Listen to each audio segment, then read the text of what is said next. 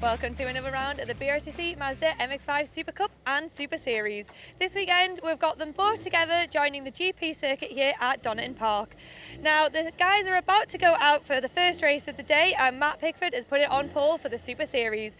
There is a 20-second delay as they're both out on track at the same time, so Andy, I'm going to leave it up to you to sort out who's coming where. Thanks, Lindsay. Well, for the second time this year then, we group both the Super Cup and Super Series grids together. It's the Super Cup cars at the front as ever, so it's Jack Harding and Luke Herbert on row 1 with Aidan Hills and Simon Baldwin alongside. Then Will Stevenson and Joe Marshall-Burks with Patrick Fletcher and Jack Sycamore on the 4th row. Nick Rutter and David Henderson round out the top 10, ahead of Chris Richardson and Lewis Kent making his debut in the championship. His brother Bradley is next alongside Paul Myers, whilst Chris Dawkins makes a welcome return. He's on the back row with Gary Townsend. In the Super Series, as we saw, Pickford on pole with Simon Fleet alongside. Simon Hutchins and Clive Powell, 3 times a podium finisher, lines up on the 2nd row. Declan Lee and Alex Miller are next with Christina Holly and David O'Reilly on the 4th row of the grid. Row 5 for Adam Rowlandson and Jim Hart, whilst Liz Walton rounds out the runners. So lots to watch for then in our 3 races, and for the first time ever we're on the majestic Donington Park Grand Prix circuit, so we get all of the usual excitement Donington Park produces, plus that Melbourne loop, which is a prime opportunity for overtaking. Red lights on them, about to go racing. The top 2 in the championship sharing the front row with Harding on the left and Herbert on the right. Away they go, the Super Cup field at least, and they are wheel to wheel down to Redgate Corner. It looks as though Harding on the inside line might just be able to get into Redgate Corner first, but Herbert is the only car on the outside, so he's under no real pressure from those around him. Oh, and a spin straight away for Simon Baldwin, and in avoidance several others run onto the grass. Didn't quite see who tipped him into that spin, but Simon Baldwin already in strife, but the top 3 use that to their advantage to break away already. Harding leading the way with a Herbert in 2nd. Aidan Hills, as ever, is not far behind them in 3rd position. Aidan 3 times a winner this year, but he's already had 7 podium visits as well, after what's turned into a much more consistent second half of the season for him. The Super Series group are away, by the way. We're on board with Alex Miller now, and this looking back from the race leader Matt Pickford, who's held on to the lead from pole. Looks like Clive Powell's is through into 2nd place though, hoping to have a slightly less entertaining weekend in a way than he had at Alton Park last time out. To the leaders then, Harding leading them into Coppice Corner for the first time. This is such a momentum circuit though. If you start defending, then you're liable to lose a lot of speed onto the next straight, and that's what's happened there. Looks at Herbert and Hills starting to gang up on Harding, but actually ganging up slightly on each other as well. They're side by side for 2nd place down the exhibition straight, but now we're turning left instead of right into the chicane at the end of it, and that should favour Herbert, which indeed it does. So Luke Herbert will maintain that 2nd position on the run down to the Melbourne hairpin for the first time. Hills is actually defending now from, I think that's Joe Marshall-Burks, who started 6th on the grid. Joe making, I believe, his first appearance in the Super Cup this year, but he's been a regular runner in the Super Series earlier on in the season. Took 4 victories and 10 podiums in the first half of the season or so in the Super Series. So Joe Marshall-Burks, a very rapid driver, this weekend finds himself racing at the sharp end of the Super Cup. Simon Hutchins, meanwhile, is making his first appearance of the season in the Super Series, and he's straight on the pace, look, running in 3rd place as they drop down the hill into the Melbourne hairpin for the first time.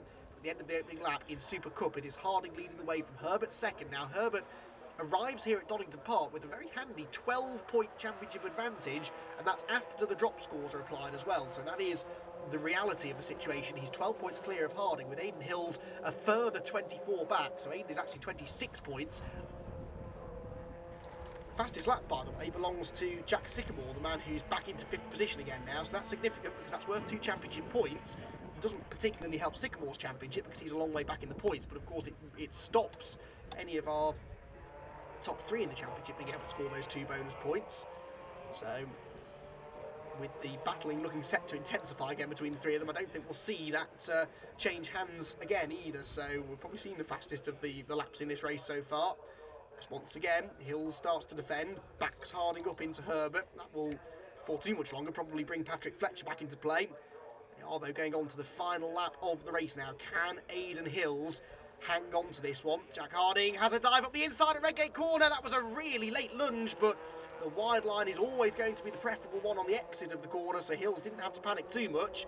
That little flash of movement in his mirrors, though, may, possibly, so Harding was hoping, have forced a mistake out of Aidan Hills, but that wasn't to be. And now Harding drops back and has to start defending from Herbert again, but he'll pick up the toe coming out of this corner, the old hairpin. The next two left-hand kinks at Starkey's and Schwant's curve are flat out, so he'll pick up the slipstream up the hill. By the time they reach McLean's corner, he's almost back with Aidan Hill's look, and Harding has been strong through this section all race long. I've noticed that. He does seem able to catch the cars in front fairly regularly through McLean's and Coppice corner. Now there is realistically only one more place that he can overtake, as a real dive at the rear bumper of Aidan Hills going through Coppice there, and nearly ran into the back of the number 8 car. But Aidan Hills is hanging on. Looks like being another really close finish though. Donington Park has a history of close finishes. But is it going to be close between the leaders, or are we going to have to focus more on that fight for second position between Harding and Herbert? Because that's for the points lead. Things finish as they are now. Harding will narrow the gap slightly to Herbert. It'll come down from 12 to 10, but they're 3 abreast for the race lead down into the final, or the penultimate corner at Melbourne. Hills on the inside. It's where's Herbert gone? He's gone right to the outside, but Aidan Hills keeps it tight on the exit of the corner, and it is now side by side behind him. Luke Herbert trying to get these 2 valuable championship points back from Jack Harding. He wants to try and limit the damage being done here if he can. They come out to the final corner. It will be Hills to take the victory for the 4th time this year, but who's it going to be in second place? It's Harding. Jack Harding just hangs on by a 1/10.5 in the end over Herbert 3rd, and Patrick Fletcher once again narrowly misses out on that first podium appearance. Sycamore is 5th, and Joe Marshall-Burks will come home in 6th position. Crucially, Harding does take 2 points out of Herbert. 10 points will now separate them as we go into the second race of the weekend. So Hills then with the victory, Harding 2nd and Herbert 3rd, the top 3 covered by half a second. Then Fletcher and Sycamore. Joe Marshall-Burks was 6th with David Henderson, Chris Richardson, and then Matt Pickford actually in 9th position, rounding out the overall top 10, but he was your lead Super Series runner. Will Stevenson and Chris Dawkins excluded quite a few non-finishers, including, unfortunately, both of the Kent brothers, neither of whom got to the end of the race. So Matt Pickford then with a top 10 overall wins in the Super Series, with Simon Fleet 2nd and Simon Hutchings 3rd. Christina Holly gets into the top 5 for, I believe, the first time this year, with Alex Miller rounding out that top 5. Declan Lee was a non-finisher from the Super Series, so was Clyde Powell's, unfortunately, but everyone else did get to the end. Aidan, that is going down in one of the history books of a classic MX5 race. Can you talk us through it? Yeah, it was pretty good. It was just a standard MX5 race. Anything can happen really. Jack and Luke were battling for the lead. I was sat in 3rd. I had a line behind me as well, so I just wanted to get into the lead as quick as I can. I was waiting for something to kick off. It did, like I thought. I managed to get a run, capitalise on it. Got into the lead, and then when I got there, I was just maintaining it and making sure that I didn't make any mistakes. I had a little bit of a brake problem. I just couldn't brake as late as I wanted to. So hopefully we can get that sorted for the next race. But yeah, it was really good. I really enjoyed it. It's never nice having Luke and Jack on your back bumper, as everyone knows, but yeah, made the most of it and came through with another win, so it's good.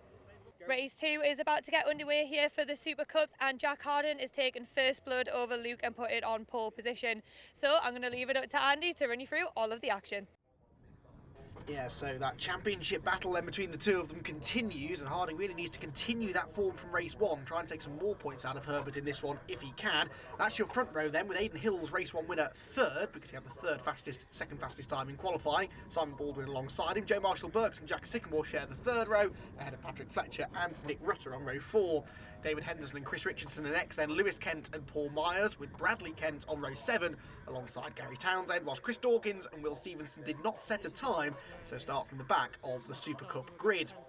In Super Series, it's Pickford and Fleet on row number 1. That was Pickford's first victory of the season. Simon Hutchings on the podium on his debut. He's 3rd again with Holly alongside. Then Alex Miller, Adam Rowlandson, Jim Hart and David O'Reilly, whilst Liz Walton, Clyde Powell's and Declan Lee start at the back. Clive in particular, and Declan I suppose, 2 to watch for trying to move to the front, because they both had front running pace in race number 1, but had issues as they went along. So the green flag then waved at the back of the grid. 10 points now separate Harding and Herbert, but they're running out of races now in the championship. The red lights are on for the second time this weekend at Donington Park. We're away and racing, and it's a good start made by Harding from the inside of row number 1. He has his nose in front of Herbert slightly as they run into Redgate Corner, but it's much the same situation that we had at the start of yesterday's first race, with Herbert the only man braving the outside line, and he slops into 2nd ahead of Hills in 3rd. Round the outside comes Lewis Kent, committed as ever there in the car usually driven by George Grant in this championship, but he's having a weekend off. Meanwhile, in the Super Series, their race gets underway with an even start amongst most of the front runners are on board, with Anthony Hutchings here. He's in third position on the grid, looking to try and capitalise on any mistakes from the top two, but Pickford will hold the race lead, and Simon Fleet is determined to hang on to second place, and does so as they come out of Redgate Corner for the first time. So down the crater curves they go then, up through the gears for Hutchings. So grid order then for the top three in the Super Series. Here though is your lead pack at the head of the field, and Luke Herbert, has got himself ahead of Jack Harding somewhere. So Luke Herbert now ahead of Harding, with Hills in third and Simon Baldwin, having survived the first corner this time, in fourth position. The field though for the time being, as you'd expect, very, very tightly bunched together. Out onto the exhibition straight they go, and Luke Herbert will be trying to make good his escape. That's probably not going to happen though, and Jack Harding is adamant that that's not going to happen. He's weaving around in his mirrors already, but this is a really, really hard position to be in for Jack Harding, trying to attack for the lead and defend his second place. We've heard time and time again this year drivers saying that the race lead is by far and away the best place to be, because that is the easiest position to defend, because you just back everyone up into each other. But Jack Harding's got his nose up the inside, he nuzzles up the inside of Luke Herbert, he's going for the race lead, and behind him Aidan Hills nearly lost third position there to Simon Baldwin as well. They're all safely through the hairpin, but it looked as though probably Herbert was going to be able to hang on to that lead there. We're on board now with Alex Miller, who in the Motorsport number 7 car is running in the middle of the Super Series pack, well, fourth place at the moment actually. Hutchings there in front of us is still third, and Pickford still leads the Super Series race as they head out of the Melbourne hairpin. Back up the hill once again. Alex Miller, as I said, twice on the podium this year, but had to make do with not being on the podium. He was 5th place in race number 1, and that actually is where he started for race number 2 as well. The race 2 grid for both classes based upon second fastest tyres from qualifying. So at the front, the top 3 started to get away again. Simon Baldwin is the cork in the bottle here, rather, as he tries to fend off Patrick Fletcher and Will Stevenson. Good to see Will Stevenson up at the sharp end again after a slightly lacklustre first race for Will, where he didn't make it through the first lap and was out early doors. He survived the first lap this time though, and is running in 6th position at the moment, except he runs a bit wide and Jack Sycamore gets up the inside.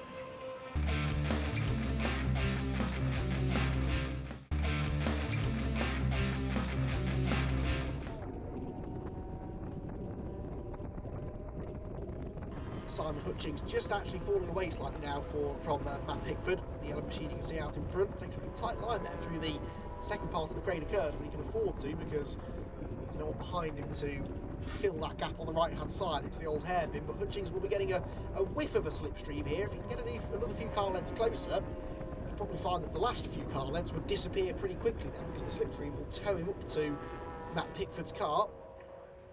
Can't quite get close enough for now. Down into the Melbourne hairpin again then. Herbert, Harding, Hills, first, second and third, as we've seen so many times this year. And is Luke Herbert going to take another race victory? His 5th victory of the year this would be. If he finishes anywhere in the top 3 though, Luke Herbert, it will be his 50th podium appearance, so that's a nice little stat for him. He's only a lap away from that now as well. Barring disaster, a podium finish looks almost guaranteed. Jack Harding still has the most podiums of anyone in the history of the championship, but he'll only be 2 or 3, I suppose, ahead of Luke Herbert. This will be his 53rd podium appearance, Jack Harding. And Aidan Hills, despite the fact that he's been racing in the championship for significantly less time than the other 2, he's already racked up 18 podium finishes, so these are by far and away 3 of the most successful drivers in the history of the championship. The championship began all the way back in 2013 with just 8 cars on the grid at the first race, and now here we are a few years later, admittedly not with the biggest grids we've ever seen in the Super Cup's history, but one of the most competitive ones for sure. And Jack Harding, all of a sudden, look, has bridged that gap between Aidan Hills and Luke Herbert, and crucially he's caught Herbert without bringing Hills with him, so he's actually got no real pressure here over the final half a lap or so. He might be able to have one more go at getting the lead away. Simon Hutchings, I don't think he's going to get close enough to Matt Pickford to do the same in the Super Series. This gap has been hovering around 3/4 of a second or so for much of the second half of the race. Pickford seems to have this one more or less under control. Head up towards the Clanes at the top of the circuit for the final time. The leaders, though, are side by side with 2 more corners to go. Herbert on the inside, Harding on the outside. He'll be trying to get this cut back on the exit of the corner, which he almost did on the first lap, and he's going to do it again as he gets up the inside. There's contact between the two of them. Oh, don't take each other out, boys. That is not what we need on the final lap of the race. Herbert hangs on. I don't think he was particularly pleased of that with what happened there, but he comes out of the final corner, and it will be win number 5 of the season, podium number 50 in his Super Cup career for Luke Herbert, and he extends his championship lead over Jack Harding, who comes home in second position. The winning margin an enormous 0.37 of a second, with Aidan Hills third, Patrick Fletcher fourth, and Jack Sycamore in the top 5 again, ahead of Will Stevenson, Simon Baldwin, Lewis Kent 8th, and David Henderson and Nick Rutter. Gary Townsend is 11th, Bradley Kent 12th in the Super Cup, with Chris Richardson 13th. Joe Marshall-Burks and Chris Dawkins sadly both out of the race. In the Super Series, Pickford did hang on, although Hutchings got a bit closer there at the end, less than half a second in it. Alex Miller was on the podium again, then Clyde Powells and Christina Holly to round out the top 5 Super Series finishers. Simon Fleet, the only non-finisher from Super Series with that mechanical issue. Well deserved second win of the weekend. Are you going to make it 3 out of 3? We're going to give it a damn good go. That one was a bit tougher than the first race. Simon Fleet kept me very honest early on in the race. I was quicker down the first complex, but he was catching me up the back, and I think a couple more laps and he might have had a good go. I think he had some mechanical issue, because I was looking at him in mirrors and suddenly disappeared. Second to last lap, I got a black and white flag for track limits, so I was on 2 warnings, so I had to take the last lap super steady. So that was kind of why my lap time dropped off, but yeah, we did it. So Brian, guys at BC Car Motorsport, done a great job with the car again, so yeah, let's see what we can do in race 3. Fantastic. Well, we can't wait to see what you do with it. Thanks, Lindsay. Third and final race is about to get underway here for both the Super Cup Championship and the Super Series. Now we've got the top 7 reversed for the Super Cups, which leads Lewis Kent putting it on pole position. Now we also have Matt Pickford, who's won 2 races this weekend in the Super Series, back on pole position. Is he going to make it 3 out of 3? And yeah, I'm going to hand it over to you to run us through all of the action. Yeah, so Lewis Kent then, in his first appearance in the MX5 Super Cup, has got a pole position here with the reversed grid. He's got Will Stevenson alongside him, Jack Sycamore and Patrick Fletcher row 2. Then the big 3, Hills, Harding and Herbert, 5th, 6th and 7th. With David Henderson, the man that just missed out on the reversed grid, in 8th. Nick Rutter and Gary Townsend share the 5th row. Then it's Bradley Kent and Chris Richardson ahead of Paul Myers on row 7. Then the 2 non-finishers from race number 2, Joe Marshall-Burks and Chris Dawkins. In the Super Series, there is no grid reversal, so it's results from the previous race that decide it. Pickford and Hutchings row 1, then Miller and Powells on row 2. Christina Holly and Declan Lee share the 3rd row, ahead of Adam Rowlandson and David O'Reilly, 7th and 8th. Jim Hart and Liz Walton are next, and Simon Fleet will start at the back. After his retirement in the previous race, though, he definitely is the favourite to make lots of overtakes in this race. He should be able to still challenge for a top 5 from there. So Lewis Kent then, his first appearance in the MX5 Super Cup and one of his first ever races in rear-wheel drive machinery, is about to go from pole position in the Clapham North liveried car. He's on the left of the shot, on the right is Will Stevenson, away they go, and it's a good start made by Kent from pole position, a brilliant start made by Patrick Fletcher though in the black and red car on the outside line going down to Redgate Corner. Hills is up the inside of Sycamore, Harding trying to go with him around the outside as well. Don't know where to look really, there's a fight for the lead, the championship contenders are all trying to make progress as well. It's Kent that will lead them out of Redgate though, and Fletcher appeared to be slotting into 2nd position. On board with Alex Miller now then as the Super Series race gets underway, and look at the start for Clyde Powells right round the outside. Pickford from pole was not away strongly, and so it's Hutchings and Powells that will debate the lead into the first turn, and on the inside line it should be Series debutant Simon Hutchings who leads them through the first corner, and indeed he does. Powells needs to try and slot back in front of Matt Pickford before Matt fights back against him, which is exactly what he manages to do. So Powells slops into 2nd and Pickford, double winner, down to 3rd, but he ought to have the pace to challenge for a victory given the speed that he's shown in the previous 2 races. Right at the head of the Super Cup field, Hills and Harding are making good progress now. Remember, we've seen time and again this year that in these reverse grid races, what wins you the race often is being the first of the quick drivers to get past some of those that maybe have inherited good positions due to the grid reversal. And Jack Harding has been a bit of a master at winning these race 3s. He won the first 2 at Sletterton and Alton Park. And then he did the same again a couple of rounds ago at Brands Hatch. So he's very good at winning the reverse grid races, Jack Harding, and he really could do with winning this one as well. Super Series leaders then come out of Copper's Corner on board with Alex Miller here in 4th position, chasing down the leading 3. They head down to the chicane whilst Lewis Kent is sideways. Oh, Lewis Kent's off from, well, he wasn't leading, was he? He was down to second. Hills had got past him, and Jack Harding was up the inside as they went into the hairpin. So, well, Lewis Kent unfortunately runs down to the back of the field, and Bradley Kent is brothers on the grass as well. So they've actually dropped almost to the back of the Super Cup grid now. Only Paul Myers is behind them. So the end result is then that Hills leads the way, Harding is second, Fletcher third, Sycamore and Herbert almost side by side for fourth place there, but Luke Herbert really needs to try and get away with Hills and Harding. This could be the race in which Harding is able to take some big points out of Luke, who is challenging around the outside of Sycamore into Redgate Corner, but Sycamore has the inside line and will hang on to that fourth position.